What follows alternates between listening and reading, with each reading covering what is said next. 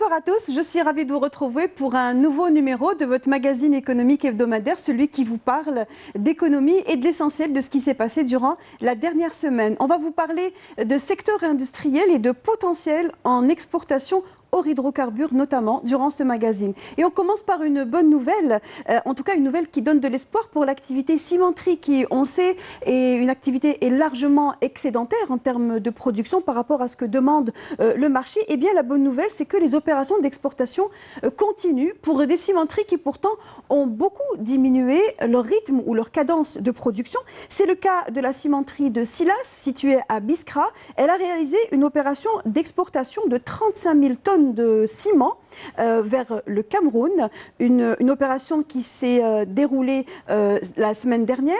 Et les exportations en ciment, en tout cas depuis décembre 2018, ont été en augmentation. 460 000 tonnes de ciment ont été exportées et du clinker également, essentiellement vers l'Afrique. Regardez plus de détails avec Nakhla Al-Ouk. Les 35 000 tonnes de cette variété de ciment seront cette fois exportées vers le Cameroun. Cette opération entre dans le cadre du programme d'exportation du clinker vers les pays africains. توصل حوالي 560 ألف طن 560 000 طن واليوم الجودة تاعنا تاع الكلينكر من parmi les meilleurs au monde et on a trop de demandes pour l'Afrique. Cette opération d'exportation n'est pas la première du genre. Elle affirme le positionnement de l'Algérie sur le marché africain vu qu'il est prévu d'exporter jusqu'à 10 millions de tonnes d'ici 2021. L'entrée en vigueur de l'accord de libre-échange continental africain prévu en juillet 2020 permettra à l'Algérie de pénétrer le marché africain dans les meilleures conditions qui soient. On peut exporter jusqu'à 1,5 million de tonnes par an. Nous sommes passés de pays importateurs à pays exportateurs et nous le faisons d'une manière continue et régulière. Il faut tenir compte du fait que l'économie nationale devra tabler sur les exportations. Le clinker produit par la société Silas est exporté à partir du port d'Annaba. Et on reste avec les exportations hors hydrocarbures pour vous emmener dans une zone industrielle qui connaît une bonne croissance. Elle se trouve à BBA, à Borj Bouarerij, une zone industrielle où les opérateurs se sont organisés pour réaliser une opération d'exportation commune, essentiellement des produits agroalimentaires. 25 opérations d'exportation accomplies à travers plusieurs entreprises situées dans la zone industrielle de Borj Bouarerij. Regardez le reportage avec Yanis Ait Belkacem. 25 opérations d'exportation réussies de différentes industries et segments ont eu lieu à partir de la zone industrielle de Ras El Oued, de la wilaya de Borj Bouarerij, vers la Tunisie, le Sénégal, mais aussi au Maroc. Grâce à ces jeunes investisseurs qui ont relevé le défi de valoriser la production nationale. Cette opération compte parmi les 25 autres opérations d'exportation vers la Tunisie et le Sénégal. D'ailleurs, nous avons 3 autres bons de commande vers le Maroc dans les jours à venir. Une opération d'investissement importante de plus de 7 000 € qui n'aurait pas eu lieu sans l'encadrement de la gendarmerie et des autorités locales de la wilaya. J'invite tous les investisseurs algériens à venir dans la wilaya de Borj Bouarerij s'ils veulent investir, car les procédures bureaucratiques ne sont plus pratiquées à notre niveau. Nous traitons les dossiers des investisseurs sur une période d'une semaine à 10 jours et nous les accompagnons aussi. Ces projets sont aussi une aubaine pour les jeunes chômeurs de cette région qui retrouvent enfin l'espoir d'être actifs. Cela fait près d'1 an que je travaille ici, je suis vraiment satisfait. Je viens de Bir El-Karma, un village de la wilaya de Borj Bouarerij, et ça fait près de 4 mois que j'y suis. Dans la zone industrielle de Borj Bouarerij, d'autres investisseurs se sont démarqués, tels que ce fabricant de meubles. Nous avons exposé des échantillons lors du salon des expositions. Par la suite, nous avons été sollicités par plusieurs clients et nous avons d'autres demandes en cours. عندنا دوموند بزاف ان شاء الله. 2017 صدرنا. En 2017, nous avons enregistré près de 19 produits exportés à partir de la wilaya de Borj Bouarerij avec un budget de 17 millions de dollars. En 2018, le budget a doublé avec près de 30 millions de dollars. سنة 2018 تضاعف هذا المبلغ ووصل إلى ما يقارب 30 مليون دولار. Ce budget peut se voir triplé grâce à ces jeunes investisseurs persévérants qui ont réussi à tracer leur chemin, mais aussi à valoriser la production nationale grâce à toutes les commodités et l'appui du gouvernement. L'économie a donc besoin de diversification et d'élargissement de son tissu de PME et de TPE aussi. On parle souvent ces derniers temps de start-up ou de micro-entreprises qui sont nécessaires à la dynamique de ce tissu entrepreneurial. Et pour créer, et en tout cas mener à bien son activité start-up jusqu'à la faire émerger en une entreprise, il y a énormément de préalables. Un reportage a été réalisé par Bouchra Bouali. Elle s'est déplacée vers un incubateur, non pas celui de Sidi Abdallah cette fois-ci, mais un incubateur qui s'appelle Cap Cowork et qui a pour objectif d'accompagner, de conseiller les start-upers et surtout les aider à trouver des financeurs. Regardez le reportage de Bouchra Bouali. À 22 ans, Harizi Abdel Fattah est un entrepreneur en herbe qui compte lancer sa propre start-up. Au stade de projet, il ne nous en dira pas davantage. Malgré son jeune âge, cet étudiant à HEC Alger est l'initiateur il y a plus d'un an de Algeria Startup Challenge, un hackathon, sorte de concours très prisé par les jeunes talents novateurs. En fait, les hackathons, les compétitions partout dans le monde, c'est un lieu où on peut, c'est-à-dire repérer les meilleures idées, repérer les talents et donc pouvoir les initier au monde de l'entrepreneuriat, pouvoir les accompagner. Les idées les plus novatrices sont repérées et couvées jusqu'à maturation par les incubateurs, ces structures qui offrent aux jeunes start-upers formation, conseils et financement. Ça va simplement maîtriser l'anglais business international, à élaborer une plateforme avec des algorithmes. Ça va également à l'aide à l'entrepreneuriat pur, comment créer une société, donc on a des formations dédiées à ça, à manager une société également, ou comment booster son image sur notamment les réseaux sociaux aujourd'hui. En tant qu'étudiant, en tant que diplômé ici, nous les start-upers, on n'a pas suffisamment de connaissances pour développer, élaborer une stratégie gagnante. Du coup, l'accompagnement par les experts qui sont toujours là à Cap Cowork est vraiment bénéfique pour nous. Un accompagnement qui a été également très bénéfique pour Cilia, la biologiste qui porte un projet en nutrition et diététique. Je suis biologiste, donc je ne maîtrise pas la création d'entreprise, je ne maîtrise pas les outils de communication via les réseaux, etc. Et en venant ici, il y avait cette interaction qui m'a permis d'acquérir de la connaissance. Dans cet incubateur, qui est aussi un espace de coworking, les start-upers ont la possibilité de côtoyer experts et hommes d'affaires, des hommes d'affaires qui misent gros sur l'entrepreneuriat innovant. Quand il y a donc de l'innovation, c'est automatiquement pris en charge. Il y a des gens qui veulent financer de beaux projets. Et ça, c'est donc cet espace. Un espace qui a accompagné depuis sa création en 2017 10 start-up, dont 2 en phase de levée de fonds et qui comptent s'exporter en Afrique de l'Ouest. Un développement certain qui pourrait très bien se faire avec l'aide de la communauté algérienne établie à l'étranger. On voit bien souvent que des Algériens qui sont nés ici et qui ont suivi leurs études ici, dès l'instant où ils s'exportent, ils deviennent performants. Donc on voudrait bien créer une espèce de strate de plateforme ici pour pouvoir combiner tous ces efforts. Nous, ce qu'on fait à notre humble niveau, c'est d'essayer de les mettre en avant afin que l'Algérie actuelle rejoigne l'Algérie potentielle que l'on souhaite tous. Une Algérie qui recèle beaucoup de talents cachés que ces hubs d'entrepreneurs exceptionnels proposent de révéler en réunissant une quinzaine d'incubateurs et d'acteurs dans ce secteur pour créer le réseau algérien de l'incubation et de l'accélération de l'innovation ralliée qui devra bientôt voir le jour. Les micro-entreprises, ce n'est pas évidemment pas uniquement que des start-up, que des jeunes pousses. Il y a également énormément de TPE qui naissent et qui meurent. C'est le cycle de la vie des entreprises. Plusieurs TPE ont été créées dans le cadre des programmes d'aide à l'emploi, l'ANSEJ et la CNAC aussi. Ils tentent de se réunir cette fois, non pas pour vendre leurs produits, mais pour conseiller les futurs porteurs de projets, les conseils à faire et à ne pas faire aussi. Ils se sont réunis dans le salon de la toute petite entreprise et de la PME également. C'était dans la wilaya de Béchar et Mouna Nawal Hamoudi leur a tendu le micro. Regardez le reportage. Regroupant pas moins de 20 entreprises, le salon régional de la petite entreprise organisé à Béchar vise à faire connaître aux jeunes sans emploi les différents dispositifs accompagnant la création de petites entreprises dans l'Agence nationale de soutien à l'emploi de jeunes ANSEJ et la Caisse nationale d'assurance chômage CNAC. La CNAC nous a beaucoup aidés pour la réalisation de notre projet, pour l'octroi d'une assiette foncière.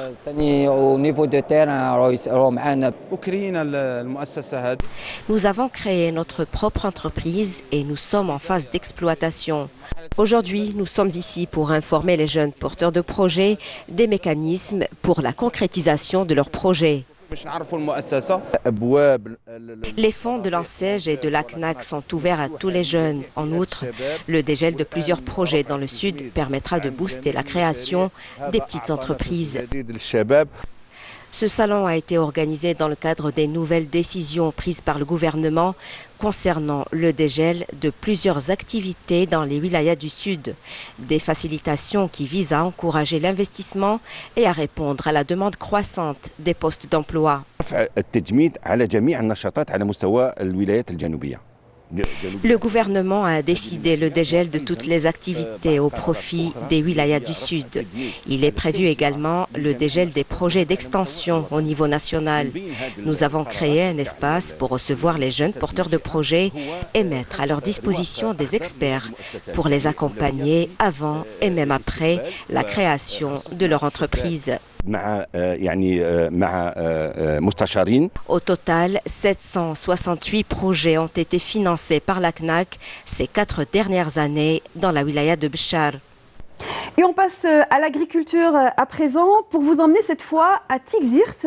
Un producteur de produits laitiers s'est lancé le challenge de produire un produit qui est raffiné, qui est assez rare en Algérie. Il s'agit du fromage de chèvre. C'est un créneau très porteur qui a un marché assez important, qui est en pleine croissance. Regardez le reportage dans l'usine de ce producteur de produits laitiers qui a priori tout pour réussir. Yasmine Saïdji. Défi relevé pour cette usine de produits laitiers grâce à ces nouveaux fromages fermiers à base de lait de chèvre, un produit local de la ville de Tigzirt.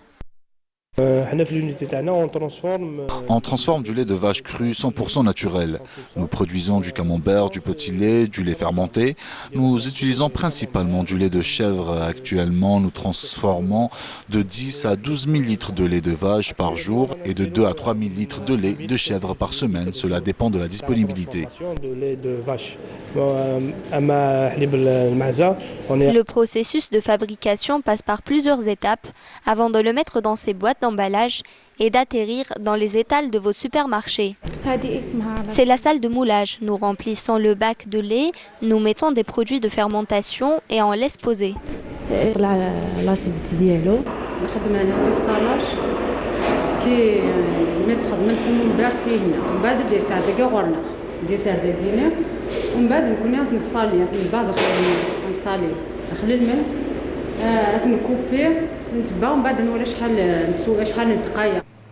La fabrication du fromage fermier et des produits laitiers a connu un bond qualitatif appréciable.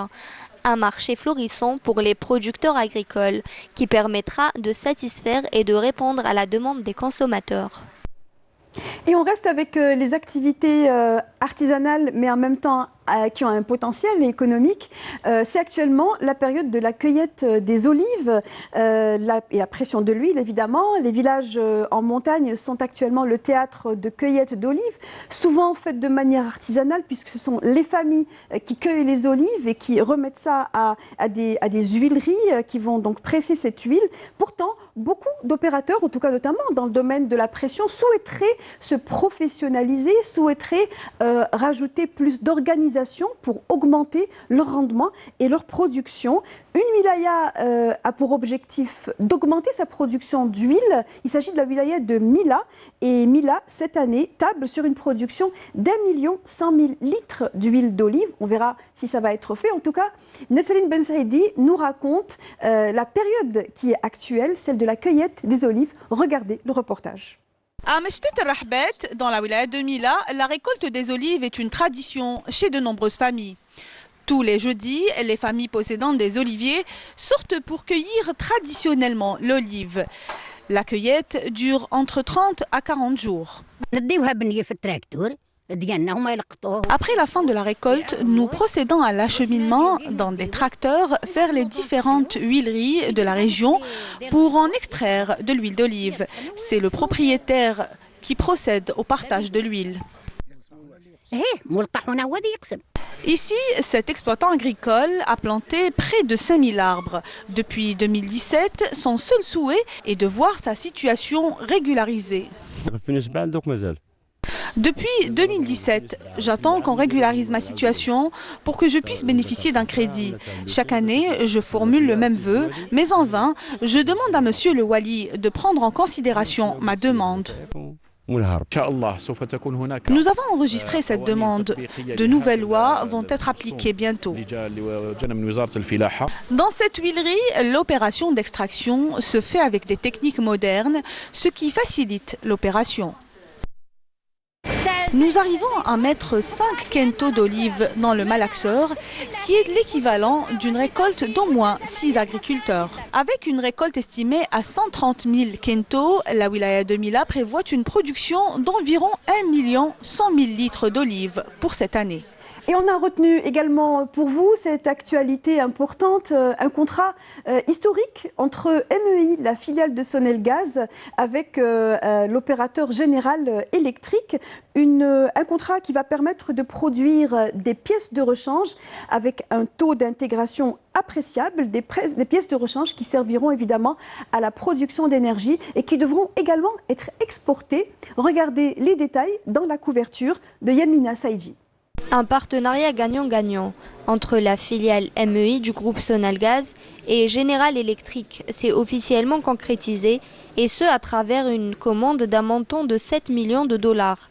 L'Algérie est désormais en mesure de fabriquer localement des pièces de haute technologie et à forte valeur ajoutée. C'est ce que prévoit également la nouvelle loi des hydrocarbures, à même d'encourager et d'augmenter la production locale dans le secteur énergétique.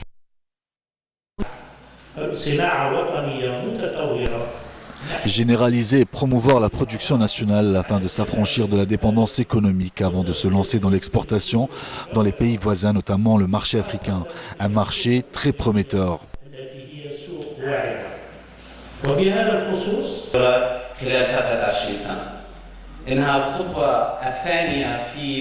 Je suis persuadé que les ingénieurs algériens seront à la hauteur et qu'ils vont non seulement approvisionner le marché algérien en pièces de rechange, mais le marché international par des pièces fabriquées en Algérie.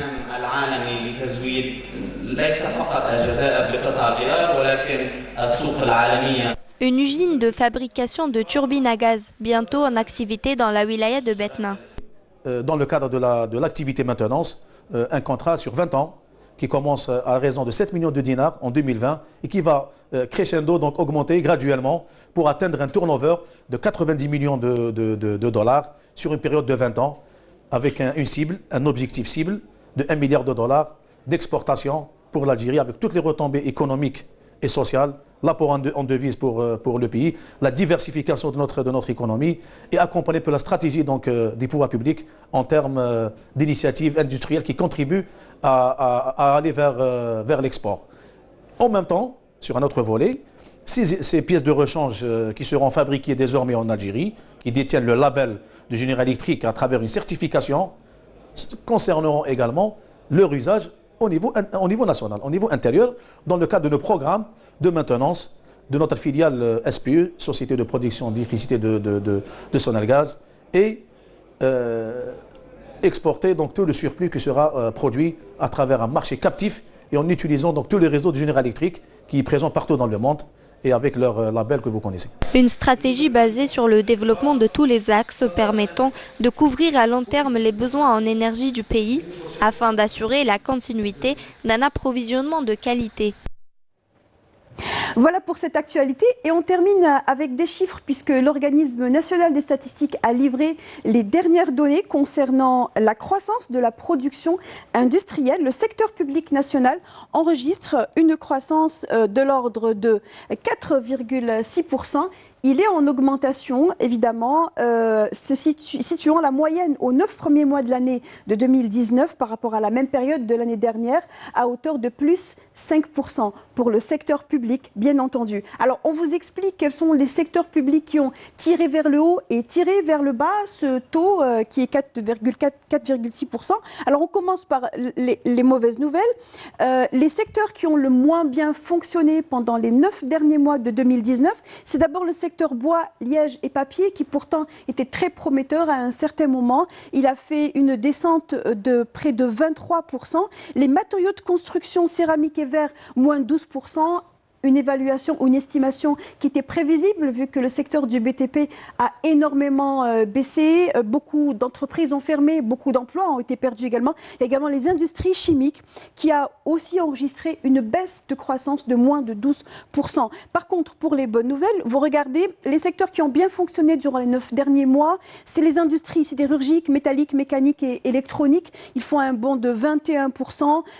On parle essentiellement des activités qui produisent de la matière première, notamment pour la sidérurgie de l'Hadjar à Annaba. L'agroalimentaire, plus 4%. Le secteur de l'énergie, essentiellement la production électrique, on parle de gaz, plus 8,3%. Et enfin, les hydrocarbures ont enregistré une petite augmentation de près de 3%. Et on termine avec les hydrocarbures. Pour vous donner une idée, une variation des prix du brut, regardez, lundi dernier, lundi 16 décembre, le Brent était à $65.